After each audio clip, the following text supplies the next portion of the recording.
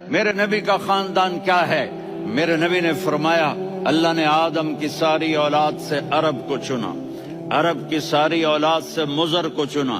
مضر کی ساری اولاد سے قریش کو چنا، قریش کی ساری اولاد سے ہاشم کو چنا، اور ہاشم کی ساری اولاد سے اللہ نے مجھے چنا۔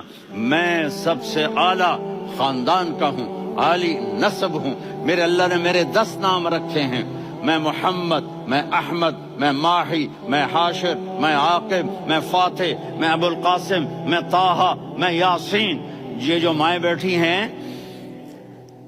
ان سے پوچھو، میں ایک مثال دیتا ہوں، محبت ہوتی ہے نا چھوٹا بچہ گود کا، میرا چاند، میرا دلارا،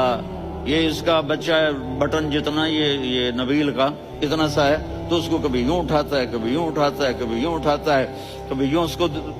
لوریاں دیتا ہے، میرا چاند، میرا کالا ٹٹ، میرا چاند، میرا چاند، میرا چاند۔ تو میرے رب کو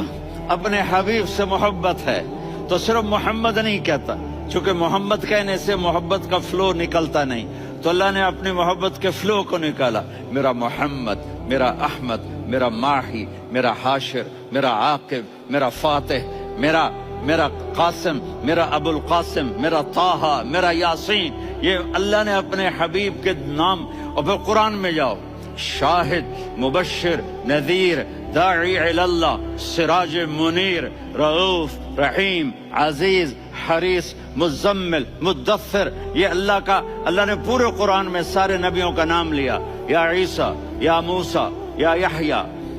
یا ابراہیم، یا نوح،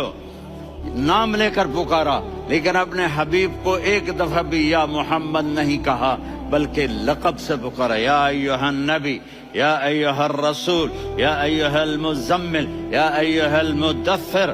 میرے رب نے اپنے حبیب کو ساری نسلوں میں سب سے عالی نسل بنایا، اور آپ کے نسب کو آدم علیہ السلام تک پہنچایا۔ محمد بن عبداللہ بن عبد المطلب بن ہاشم بن عبد مناف